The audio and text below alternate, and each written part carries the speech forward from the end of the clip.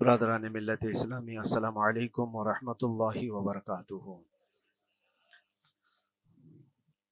الحمد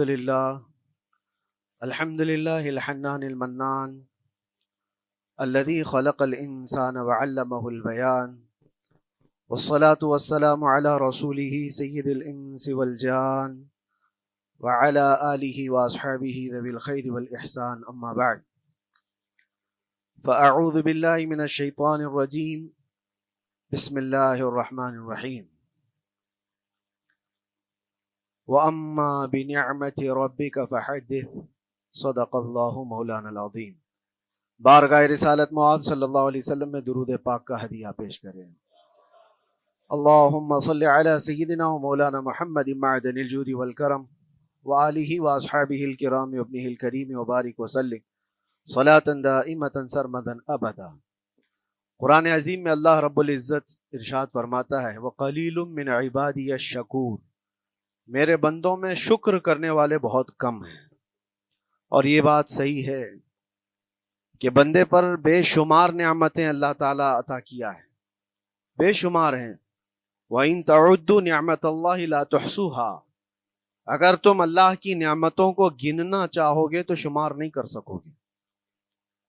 شیخ سعدی رحمۃ اللہ تعالی علیہ فرماتے ہیں کہ تمہارا ایک سانس لینا بھی نعمت ہے، سانس کا باہر نکالنا بھی نعمت ہے، اور اگر صرف سانسوں کی نعمتوں کا شکر ادا کرنے پر بندہ بیٹھ جائے تو پوری عمر اس کی تمام ہو جائے۔ باقی نعمتوں کا کیا ہے؟ بے شمار نعمتوں سے نوازا ہے اللہ تعالیٰ نے، لیکن انسان کی فطرت میں یہ بھی ہے کہ کبھی ایک چیز کی کمی محسوس ہوتی ہے تو وہ واویلا مچاتا ہے، بہت شور کرتا ہے کہ مجھے یہ تکلیف ہوئی، وہ تکلیف ہوئی۔ اس کے صحت کے زمانے کو وہ یاد نہیں کرتا، مصیبت کے زمانے کو بہت جلدی یاد کرتا ہے۔ اسی لیے شکر گزار بندے بہت کم ہیں۔ عادت یہ ڈال لیں، جب مصیبت آئے، کوئی تکلیف آئے، تو ہمارے اندر یہ احساس پیدا ہو جائے کہ میرے گناہ اس سے بھی بڑی مصیبت کے لائق تھے، اللہ نے کم مصیبت عطا کی۔ جب کوئی بیمار ہو جائے، جب کبھی کسی آفت میں مبتلا ہو جائے تو یقیناً درد تو ہوتا ہے، آدمی سہن نہیں کر پاتا، لیکن احساس دل میں یہ پیدا کرے اگر وہ انصاف کرنے پر آئے رب تبارک و تعالی میرے ہر گناہ کے بدلے بڑی بڑی سزائیں دے سکتا ہے، میں چھوٹی سی سزا میں ملوث ہوں، اللہ کریم اس کا شکر ہے۔ اسی طرح سے میرے عزیزو، ایک بات میں آپ کو بتاتا ہوں، خاص طور پر ہمارے قید کے زمانے میں بہت سارے ایسے قیدی جیل کے اندر جانے کے بعد ان کے حالات ایسے ہو جاتے ہیں، وہ نا امید اور مایوس ہو کر کفریہ جملے بکنے لگ جاتے ہیں۔ ان کے حالات ایسے ہو جاتے ہیں کوئی خدا نہیں، اگر ہوتا تو ہماری سنتا۔ بہت کچھ عبادتیں بھی کرتے ہیں، نہیں جب قبول ہوتی ہے تو مایوس ہو جاتے۔ تو یہ تو اندر کے حالات ہیں، باہر بھی کسی کے ساتھ ایسا ہو سکتا ہے۔ میں تو 10 سال سے دعا کر رہا ہوں، اولاد ہی نہیں ہوئی، کوئی یہ کہتا ہے۔ شادی ہو گئی، 10 سال ہو گئے، بچے نہیں ہو رہے ہیں۔ کوئی یہ کہتا ہے کہ میری بیٹی کا رشتہ ہی نہیں ہو رہا، ہر وظیفہ کر لیا، ہر دعا کر لیا، پھر یہاں سے نا امیدی، نا شکری۔ یہ جملے انسان کو کہاں تک پہنچا دیتے ہیں۔ ایک بات میں آپ کو بتاؤں، مولا علی کرم اللہ وجہہ الکریم کی یہ حکمت بھری بات ہے، ارشاد فرماتے ہیں جب کبھی مصیبت آئے اللہ کی طرف سے تو یہ امتحان ہے یا سزا ہے، کیسے پتا چلے؟ ظاہر سی بات ہے، ہر کوئی یہ کہتا ہے یہ تو اللہ کی طرف سے امتحان ہے، آزمائش۔ ہم بھی اندر تھے تو یہ بار بار احساس دلایا جاتا تھا، اور بعض لوگ یہ کہتے تھے کہ اللہ کی طرف سے آزمائش ہے، امتحان ہے، اس کو گزار لیجیے۔ بعض مرتبہ امتحان ہے اور بعض موقعوں پر سزا ہے، اور سزا کب ہے اور امتحان کب ہے یہ کیسے پتا چلے؟ بہت بڑا فارمولہ ہے۔ مولا علی کرم اللہ وجہ الکریم فرماتے ہیں جب کبھی تم پر کوئی مصیبت آئے تو یہ دیکھ لینا ان مصیبتوں کے دن میں تم اگر اللہ سے زیادہ قریب ہو گئے ہو، دعا زیادہ کرنے لگ گئے ہو، وظیفے زیادہ کرنے لگ گئے ہو، تو اس کا مطلب ہے کہ اللہ تعالیٰ تم کو امتحان میں رکھا ہے۔ اور اگر مصیبتوں کے آنے کے بعد بندہ دور ہو جاتا ہے اللہ سے، پھر وہ بپھر جاتا ہے، گناہ زیادہ کرنے لگتا ہے، تو سمجھ لو یہ سزا میں ملوث ہے۔ اب سب کی زندگی میں یہ مصیبتیں جب آتی ہیں تو خود اپنے آپ کو ریئلائز کرے، احساس کر کے دیکھے کہ مصیبت آئی ہے تو میرے ہاتھ میں تسبیح آ گئی یا پھر گالی گلوچ، مصیبت یا آفت آئی ہے میرے گھر پر تو میں عبادت اور نماز کی طرف زیادہ جا رہا ہوں یا پھر عیش و عشرت کی طرف زیادہ جا رہا ہوں، تو تمہیں خود پتا چل جائے گا کہ تم اللہ کی طرف سے امتحان میں ہو یا پھر سزا میں ہو۔ میرے عزیزوں، بہت مقامات ایسے ہیں جہاں پر بظاہر مصیبت کی حکمت ہمیں نہیں معلوم ہوتی کہ کیوں آئی یہ مصیبت، کیوں دی گئی ہے ہمیں ایسی تکلیف۔ اسی کا نام تقدیر ہے کہ اللہ تعالیٰ کے لکھے ہوئے پر راضی رہنا یہ مومن کی شان ہے۔ مومن کو ہمہ وقت اللہ تبارک و تعالیٰ کی طرف سے لکھی ہوئی اس تقدیر پر راضی رہنا ہے۔ آپ کو میں ایک بات بتا دوں، حضرت ابو جندل ایک صحابی ہیں، مکہ مکرمہ میں ایمان لائے، رسول پاک صلی اللہ تعالیٰ علیہ وسلم جب ابھی مکہ میں تھے، اس وقت غریب صحابہ کو کفار مکہ، مشرکین مکہ کس طرح سے پکڑ کر مارتے تھے، کیسے کیسی سزائیں دیا کرتے تھے۔ اسی اسنا میں اللہ کے نبی صلی اللہ علیہ وسلم ہجرت کر کے مدینہ تشریف لے گئے، لیکن جو ابو جندل تھے یہ قید میں تھے، قید میں تھے، ان کا باپ خود ان کو قید میں رکھا ہوا تھا، اور ایسی قید کہ زنجیریں بندھی ہوئی رہتی تھی، مسلسل کئی سال گزر گئے۔ حضور پاک صلی اللہ تعالیٰ علیہ وسلم کی ہجرت کے 6 سال گزر جانے کے بعد 7واں سال تھا جب آپ کو بتاؤں حدیبیہ کا وہ منظر پیش آیا جس کو صلح حدیبیہ کہا جاتا ہے۔ تقریباً 1400 صحابہ کے ساتھ رسول کریم صلی اللہ تعالیٰ علیہ وسلم عمرہ کرنے کے لیے آئے، لیکن اس وقت مکہ کے کفار و مشرکین مکہ سے تقریباً 35 کلومیٹر باہر دور آپ کا راستہ روک لیا، کہا ہم آپ کو عمرہ کرنے نہیں دیں گے، آپ کے اصحاب کو، آپ کے صحابہ کو ہم مکہ میں انٹر ہونے نہیں دیں گے۔ جنگ جیسی نوبت آ گئی تھی، لیکن حضور پاک صلی اللہ تعالیٰ علیہ وسلم اور صحابہ احرام پہن کر کے عمرہ کرنے کے لیے آئے، تو پھر درمیانی راستہ یہ اختیار کیا گیا۔ حضور پاک صلی اللہ علیہ وسلم نے فرمایا کہ ہم صلح کر لیتے ہیں، کچھ ایگریمنٹ ہو جائے ہمارے اور تمہارے درمیان، جنگ نہیں کریں گے، آج سے جنگ بندی ہو جائے۔ تو کفار مکہ اس بات پر راضی ہوئے، اور اس کے بعد صلح، جس کو کہتے ہیں صلح حدیبیہ، یہ بہت مشہور ہے، صلح حدیبیہ ہوئی، اس میں سارے پوائنٹس جو لکھے گئے تھے ایگریمنٹ کے اندر وہ سب مکہ والوں کی حمایت میں زیادہ تھے، دبا کر کے انہوں نے صلح کی تھی اس طرح سے ان کے الزام کے مطابق، یعنی اگر کوئی مکہ سے بھاگ کر مدینے جائے تو انہوں نے ایگریمنٹ میں لکھایا تھا کہ آپ کو وہ شخص ہمیں واپس کرنا پڑے گا، اور اگر مدینے سے کوئی بھاگ کر ہمارے پاس آئے تو ہم اس کو اپنے پاس رکھیں گے، ہم باہر واپس نہیں بھیجیں گے۔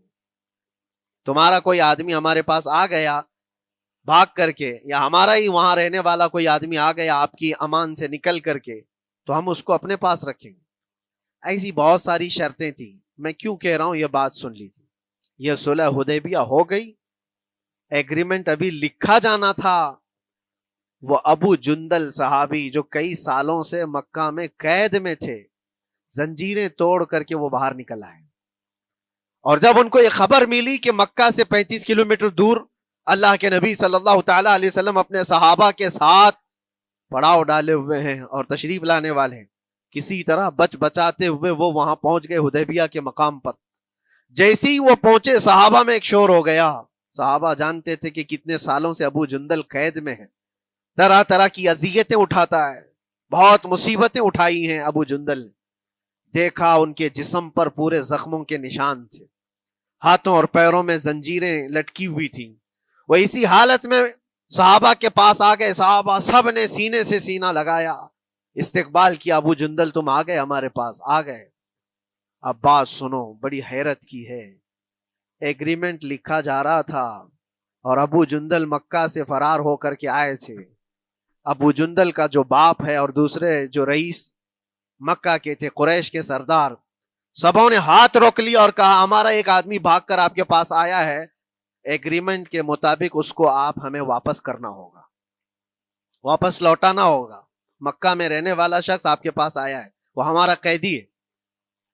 حضور پاک صلی اللہ تعالی علیہ وسلم نے فرمایا ابھی تو لکھا نہیں گیا، اس سے پہلے وہ آیا ہے، چھوڑ دو اس کو، اس کے بعد جو بھی ہوگا اس پر عمل کریں گے۔ مکہ والوں نے کہا نہیں، ہم نہیں مانتے اس چیز کو۔ حضور پاک صلی اللہ تعالی علیہ وسلم نے یہاں تک فرمایا اس ایک شخص کو میری ضمانت میں دے دو، باقی تمہاری ساری شرطیں منظور کر لی جائیں گی۔ وہ رحمت للعالمین، نبی اکرم صلی اللہ تعالی علیہ وسلم اپنے غلاموں پر رحم کیسے نہ کریں؟ جب ان حالات میں دیکھا ابو جندل کو تو صحابہ بھی حضور کے پاس آئے اور کہا یا رسول اللہ صلی اللہ علیہ وسلم صلح کیوں کر رہے ہیں ان کے ساتھ؟ جنگ کریں گے ہم ان کو، ہم نے بدر میں، احد میں، خندق میں ان کے ساتھ جو مقابلے کی ہمیں تجربہ ہے، ہم ان کے پرخچے اڑا دیں گے، آپ اجازت دیں ہم جنگ کریں گے۔ اللہ کے نبی فرماتے ہیں میں جو دیکھ رہا ہوں وہ تم نہیں دیکھ رہے ہو، اللہ کا حکم نہیں ہے جنگ کرنے کا، صلح ہے۔ صلح ہو گئی، لکھا جا رہا تھا، اور یہ ابو جندل آئے۔ اب جب حضور پاک صلی اللہ تعالی علیہ وسلم نے فرمایا ٹھیک ہے، ایگریمنٹ کے مطابق ابو جندل کو مکہ واپس بھیجنا پڑے گا، اتنا فرمایا تھا حضور نے، ابو جندل دھاڑے مار مار کر رونے لگے اور صحابہ کو جا کر کے اپنے زخم دکھانے لگے کہ دیکھو مجھے واپس بھیجا جا رہا ہے، مجھے واپس بھیجا جا رہا ہے۔ تو صحابہ کے اندر بھی جوش تھا، اپنا آدمی جب کوئی اتنا مظلوم ہو، اتنا مار کھایا ہو، اور پھر واپس انہی ظالموں کے سامنے اس کو بھیجا جانا ہو تو کیا کیفیت ہوگی۔ تو وہ ابو جندل سارے صحابہ کے بیچ میں چھپ چھپاتے ہوئے رو رہے تھے۔ اللہ کے نبی صلی اللہ علیہ وسلم تشریف لائے اور فرمایا ابو جندل میں کہہ رہا ہوں واپس چلے جاؤ، واپس جاؤ، مکہ جاؤ۔ تو انہوں نے کہا یا رسول اللہ صلی اللہ علیہ وسلم ان زخموں کے ساتھ واپس جاؤ؟ اللہ کے نبی صلی اللہ علیہ وسلم نے فرمایا ہاں ابو جندل، اللہ کی مرضی یہی ہے، اور اللہ کا نبی وہی کہتا ہے جو اللہ کی مرضی ہوتی ہے۔ یہ میں کہہ رہا ہوں بظاہر تکلیفوں کی حکمت ہمیں معلوم نہیں ہوتی، لیکن ہمیں عمل کرنا چاہیے۔ نبی پاک صلی اللہ تعالی علیہ وسلم کا جب حکم ہوا، ابو جندل انہی زنجیروں کے ساتھ ان کے باپ کے حوالے کر دیے گئے، وہ گھسیٹتے ہوئے لے جا رہا تھا، گھسیٹتے ہوئے واپس انہی قیدیوں کی طرح لے جا رہا تھا۔ سب کی آنکھوں میں آنسو تھے، لیکن حکمت الہی کیا ہے یہ کون جانتا ہے؟ بظاہر اللہ تبارک و تعالیٰ کی طرف سے یہ دی ہوئی آزمائشیں، یہ تکلیفیں، اس کی حکمت وہ بہتر جانتا ہے۔ جب ابو جندل کو واپس کیا گیا، ایک سوال اٹھتا ہے میرے عزیزو، یہ میں قید کی حالت میں رہ کر کے ایک شخص نے مجھ سے سوال کیا تھا، آپ تو اللہ کے نبی صلی اللہ تعالی علیہ وسلم کی ناموس کی بات کرتے ہو، حضور کی محبت کی بات کرتے ہو، ان کے عشق کی بات کرتے ہو، اور یہ بھی کہتے ہو کہ نبی پاک صلی اللہ تعالی علیہ وسلم دستگیری کرتے ہیں، اپنے غلاموں کی مدد کرتے ہیں، تو اتنے دنوں سے کیا آپ نے حضور کو نہیں پکارا؟ کیا رسول پاک صلی اللہ تعالی علیہ وسلم سے محبت اور عشق کی بات کے بعد آپ نے بھیک نہیں مانگی؟ اس وقت یہ واقعہ یاد آیا، میں تو ابو جندل کے پاؤں کے ناخن کی مٹی کے برابر بھی نہیں۔ وہ صحابی رسول تقریباً ان کے متعلق کہا گیا ہے 6 سے 8 سال تک وہ ان کی قید میں رہے، تو کیا رسول پاک صلی اللہ علیہ وسلم کو خبر نہیں تھی؟ خبر تھی، لیکن ہوتا ایسا ہے کہ جو جتنی محبت کرتا ہے اتنے ہی امتحانوں سے گزارا بھی جاتا ہے، اس کو امتحان دینے پڑتے ہیں۔ اسی لیے بار بار میں یہ بات کہتا ہوں، حضور پاک صلی اللہ تعالی علیہ وسلم کی ناموس کی بات کرنا، عظمت رسالت کی بات کرنا، یہ حلوے پراٹھے کھانے کا نام نہیں ہے، یہ شہادت گہے الفت میں ہے قدم رکھنا۔ لوگ آسان سمجھتے ہیں مسلمان ہونا، حضور پاک صلی اللہ تعالی علیہ وسلم کی شریعت طاہرہ کو بچانے کے لیے ہی تو، حضور کی ناموس کی حفاظت کے لیے ہی تو مولا امام حسین نے اپنی گردن دے دی، اپنے بچوں کی قربانی دے دی، اپنا عیش آرام سب تیاگ دیا۔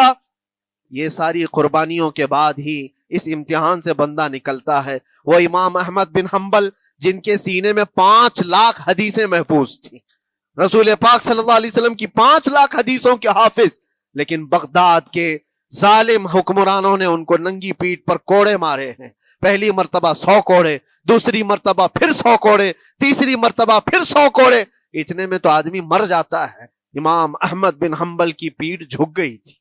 میرے عزیزو، یہی ہے جس کو ہم کہہ رہے شہادت گہے الفت میں ہے قدم رکھنا۔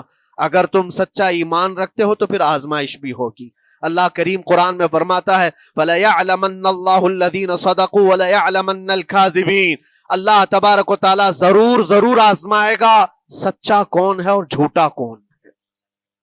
مصیبتیں آئیں گی، آندھیاں آئیں گی، لیکن جمے رہو، ڈٹے رہو، اللہ رب العزت سے کبھی بھی اپنا رشتہ نہ توڑو، اور جو تمہارے اندر ایمان ہے، توکل اور یقین ہے، ذرا برابر بھی فرق آنے نہ پائے۔ آج نہیں قبول ہوئی کل ہوگی، کل نہیں قبول ہوئی پرسوں ہوگی، کبھی نہ کبھی تو دعا قبول ہوگی۔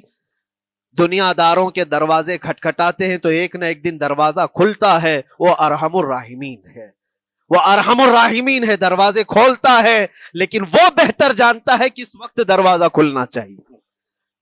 ہم اپنی مرضی کے مطابق رب کو نہیں چلا سکتے، مولا تعالیٰ جیسا چاہے ہمیں ویسا چلنا چاہیے۔ ایک بات اور میں بتا دوں سید، یہ تو دوسرے لوگوں کی بات ہے جس میں ہمارے قصور ہیں، ہمارے جرم ہیں، ہمارے گناہ ہیں، جس کی وجہ سے مصیبتیں آئیں گی، لیکن اللہ کے نبی کا کوئی گناہ نہیں ہوتا۔ جو نبی ہوتے ہیں وہ معصوم ہوتے ہیں۔ سیدنا یوسف علیہ الصلوۃ والتسلیم اللہ کے نبی، اللہ کے نبی ابراہیم علیہ السلام کے بیٹے اسحاق علیہ السلام، اسحاق علیہ السلام کے بیٹے یعقوب علیہ السلام، یعقوب علیہ السلام کے بیٹے یوسف علیہ السلام، جن کی نسل میں انبیاء کرام، جو پورا خاندان نبوت کا ہے، وہ یوسف علیہ السلام کن کن مقامات سے گزارے گئے۔ پہلے بھائیوں نے کنویں میں پھینک دیا، اور اس کے بعد اس زہریلے کنویں سے وہ نکالے گئے۔ جنگل میں کوئی نہیں تھا جب ان کے بھائیوں نے کنویں میں پھینکا تھا۔ اس وقت ایک قافلہ جا رہا تھا، انہوں نے ڈول ڈال کر کے نکال لیا اور پھر لے کر کے گئے۔ یہاں سے کنویں سے تو نکالے، لیکن آگے کی زندگی کیا ہے؟ مصر کے بازار میں لے جا کر قافلے والوں نے بیچ دیا۔ یوسف علیہ السلام پھر خریدے گئے، کس کے ہاں؟ عزیز مصر، بادشاہ مصر کے گھر میں، اور وہاں پر زلیخا آپ پر فدا ہوئی۔ پھر آپ پر الزام بھی لگایا گیا، اور اس الزام کی بنیاد پر آپ کو جیل بھیجا گیا۔ اللہ کے نبی کے دامن پر پیوند تو ہو سکتا ہے، دھبا نہیں ہوتا۔ کسی گناہ کا تصور بھی وہ نہیں کرتے، وہ معصوم ہوتے ہیں، لیکن بغیر کسی قصور کے، بغیر کسی جرم کے آپ کو جیل بھیجا گیا۔ یوسف علیہ الصلوۃ والتسلیم جیل جب گئے، وہ نبی ہو کر کے، اور اس کے بعد دن کٹتے رہے۔ دن کیسے؟ ہفتے، ہفتے کیا مہینے، مہینے کیا سال۔ یوسف علیہ الصلوۃ والتسلیم کے 7 سال گزر گئے۔ جب کبھی کسی انوسینٹ کو، بے قصور آدمی کو تکلیف دی جاتی ہے تو اس کو احساس زیادہ ہوتا ہے، اور جرم کی وجہ سے جب کوئی تکلیف میں آتا ہے تو کمپرومائز کر لیتا ہے، میں ایسا غلطی کیا تھا، مجھے یہ جھیلنا پڑ رہا ہے۔ لیکن جس کا جرم ہی نہیں، نہ کردہ گناہ کی سزا جب دی جاتی ہے، بندہ بہت بکھر جاتا ہے، ٹوٹ جاتا ہے۔ لیکن وہ اللہ کے نبی تھے، توکل کیسا تھا، یقین کیسا تھا، صبر کے ساتھ نکالے۔ لیکن ایک بہت پیاری بات ہمیں ملتی ہے میرے عزیزوں، وہاں قیدی اور بھی تھے، اور یوسف علیہ السلام کو اللہ تعالیٰ نے ایک معجزہ عطا کیا تھا۔ وہ خوابوں کی تعبیر سچی سچی بتاتے تھے۔ خواب کی تعبیر ہوا کرتی ہے، جو بھی خواب دیکھتا ہے آدمی، اس میں اشارہ ہوتا ہے اللہ کی طرف سے۔ تو 2 قیدیوں نے خواب دیکھا تھا، یہ قرآن پاک کے سورہ یوسف میں پورا موجود ہے، 12ویں پارے میں۔ 2 قیدیوں نے خواب دیکھا، اپنا اپنا خواب انہوں نے بیان کیا یوسف علیہ السلام کو۔ ایک قیدی نے دیکھا کہ وہ سر پر روٹیاں رکھ کر کے لے جا رہا ہے اور پرندے نوچ نوچ کر کھا رہے ہیں۔ دوسرے نے دیکھا کہ وہ انگوروں کو نچوڑ کر کے اس کے رس پی رہا ہے۔ تو انہوں نے بتایا یوسف علیہ السلام کے پاس، ایسا ایسا ہم نے خواب دیکھا ہے، اس کی تعبیر کیا ہو سکتی ہے؟ سیدنا یوسف علیہ السلام فرماتے ہیں، میں دونوں کے خواب کی تعبیر بتاؤں گا، لیکن اس میں سے ایک بندہ، اس سے آپ نے کہا تو وعدہ کر کے میرا بھی کام کرے گا، میرا بھی ایک کام ہے، تو کرے گا۔ 7 سال گزر گئے تھے، جو بادشاہ مصر تھا وہ بھی بدل چکا تھا، جس نے قید میں ڈالا تھا وہ ختم ہو گیا، دوسرا آیا، تیسرا آیا، جو بھی آیا، لیکن حکومت بدلی ہوئی تھی۔ تو خواب کی تعبیر بتانے سے پہلے ایک قیدی سے یوسف علیہ السلام نے کہا کہ میرا کام تو کرے گا؟ اس نے کہا ہاں، آپ جو کہیں گے میں کروں گا۔ تو سنو، تعبیر یہ ہے، جس کے سر پر روٹیاں رکھی ہوئی اور کوے کھا رہے تھے یا پرندے کھا رہے تھے، اس کی تعبیر یہ ہے کہ عنقریب تجھ کو موت کی سزا سنائی جائے گی۔ وہ غمگین تھا۔ دوسرے سے کہا تو انگور کے رس نچوڑ کر پی رہا تھا، تیرے خواب کی تعبیر یہ ہے کہ عنقریب تجھ کو رہا کر دیا جائے گا۔ تو آزاد ہوگا، اور تجھ سے ہی میرا کام یہ ہے کہ آزاد ہو کر جائے گا تو تو موجودہ وقت کے جو بادشاہ ہے، شاید اس کی فوج میں شامل ہو جائے یا اس کے سپاہیوں میں وزیروں میں، تو میری یہ بات اس تک پہنچا دینا، پچھلے 7 سالوں سے بے گناہ بے قصور ایک قیدی اندر ہے، اس کو آزاد کر دیا جائے، اس کو آزاد کر دیا جائے۔ اس نے کہا بالکل، اگر میں چھوٹا تو آپ کا ایک کام ضرور کروں گا۔ سنیے بات، چند دن نہیں گزرے تھے کہ اس ایک قیدی کو موت کی سزا ہو گئی، اس کو موت کی سزا سنائی گئی اور پھانسی ہو گئی۔ دوسرا یہ جو قیدی جس کو آپ نے رہائی کی خوشخبری دی تھی، اس کی بھی رہائی کی خوشخبری آ گئی، وہ آزاد ہو گیا۔ لیکن قرآن پاک میں ہے، آزاد ہو کر جب جاتا ہے آدمی تو پچھلا بھول جاتا ہے۔ اکثر ایسا ہی ہوتا ہے، کیا جیل کے دوست کون تھے کیا تھے کچھ پتا نہیں، اور آدمی تو یہ سوچتا ہے دوبارہ کبھی ادھر کے دروازے کو بھی نہ دیکھو، آیا اور بھول گیا۔ یوسف علیہ السلام نے جو کام دیا تھا وہ بھول گیا، یہاں تک کہ قرآن میں اللہ فرماتا کئی سال گزر گئے، 1-2 دن نہیں، سالوں گزر گئے، اور وہ بادشاہ کی فوج میں شامل تھا یا بادشاہ کے مصاحبین میں شامل تھا، قریبی لوگوں میں۔ ایک زمانے کے بعد مدت ہوئی، اور اس وقت سوچیے آپ کتنا وقت حضرت یوسف علیہ السلام نے کاٹا ہوگا۔ ایک دن آپ بے اختیار رو پڑے اللہ کی بارگاہ میں۔ یہ میں آپ کو بتا رہا ہوں، کبھی کبھار انسانی فطرت کا تقاضا ہے، اللہ تبارک و تعالیٰ کی بارگاہ میں رو پڑے اور کہا اے رب العالمین، اے ارحم الراحمین، یہ دن کب ختم ہوں گے؟ یہ جس طرح سے مجھے جیل کی سلاخوں کے پیچھے بند کیا گیا ہے، ان مصیبتوں سے کب آزادی ہوگی میرے مولا یا ارحم الراحمین؟ جواب رب تعالیٰ کی طرف سے آیا، یہ ہمارے اور آپ کی بات نہیں ہے، یہ اللہ کے نبی کی بات ہے۔ اب سنو، یوسف علیہ السلام کو جواب آیا، اے یوسف، جب تجھے جیل سے نکلنا ہی تھا، تجھے باہر جانا ہی تھا، تو دنیا کے بادشاہ کے پاس سامنے کیوں ریکویسٹ رکھا، میرے سامنے رکھ دیا ہوتا۔ اللہ اکبر، یہ توکل کا اعلیٰ درجہ ہے۔ اتنی مصیبتوں کے بعد بھی تم نے اس سپاہی کو کیوں اپنا قاصد بنا کر بادشاہ کے سامنے بھیجا کہ میری آزادی ہو جائے؟ یوسف علیہ السلام بہت روئے، سجدے میں گر کر کے مولا مجھے معاف کر دے، اور میرے ہر شے کا تو مالک ہے، اب میں زندگی بھر قید میں رہوں یا آزاد رہوں یہ تیری مرضی پر ہے۔ میرے عزیزو، پھر یوسف علیہ السلام کے ساتھ کیا ہوا؟ بادشاہ نے خود ایک خواب دیکھا اور وہ پریشان تھا، خوابوں کی تعبیر کوئی بتا نہیں رہا تھا۔ تب اس قیدی کو چھوٹے ہوئے کو یاد آئی بات کہ جیل میں ایک آدمی ہے جو سچی تعبیر بتاتا ہے۔ پھر اس نے بادشاہ سے کہا ایک قیدی بہت شریف اور صالح ہے، وہ سچی تعبیر بتائے گا، آپ کہے تو میں اس کو لے آؤں، اور اس نے مجھے یہ کہا بھی تھا کہ اس کو آزاد کرنا ہے، آپ کے پاس ریکویسٹ رکھنی ہے کہ وہ بے قصور قید میں ہے۔ بادشاہ نے معلومات حاصل کی اور اس کے بعد پروانہ دے دیا کہ اس قیدی کو آزاد کیا جائے جس کو بے قصور رکھا گیا ہے، اور میرے خواب کی تعبیر بتائی جائے۔ یوسف علیہ الصلوۃ والتسلیم کو لوگ آئے لینے کے لیے۔ اب یہاں منظر اور ہے میرے عزیزوں، کہا کہ بادشاہ نے خواب دیکھا، اس کی تعبیر بتائے۔ آپ نے تعبیر تو بتا دی کہ کیا ہونے والا ہے اگلے 7 سالوں میں بادشاہ کے ساتھ، یہ ساری تعبیر بتائی، لیکن جب آزاد کرنے کی بات آئی تو آپ نے کہا رہنے دو، اب مجھے قید میں رہنے دو، اس لیے کہ آپ کو یہ احساس ہوگا کہ میں بادشاہ کے پاس کیوں رکھا ہے اس مقدمے کو۔ لیکن بعد میں بادشاہ اور اس کے مصاحبین اور اس کے وزیر آپ کو اصرار کرتے ہوئے لے گئے اور لے جا کر کے سیدھے وزیر اعظم کے تخت پر بٹھا دی، سیدھے وزیر اعظم کے تخت پر بٹھا دیا۔ پھر رب تبارک و تعالیٰ نے فرمایا اے یوسف، جب تک ہم چاہیں تب اندر رہے گا آدمی، اور جب ہم چاہ لیں باہر تو پھر اپنی مرضی سے کوئی اندر بھی نہیں رہ سکتا۔ حقیقت ہے میرے عزیزو، جب مصیبتوں کے ختم ہونے کا وقت آئے پھر پوری دنیا کھڑی ہو کر کے بھی تم کو مصیبت نہیں دے سکتی۔ تکلیف نہیں دے سکتی.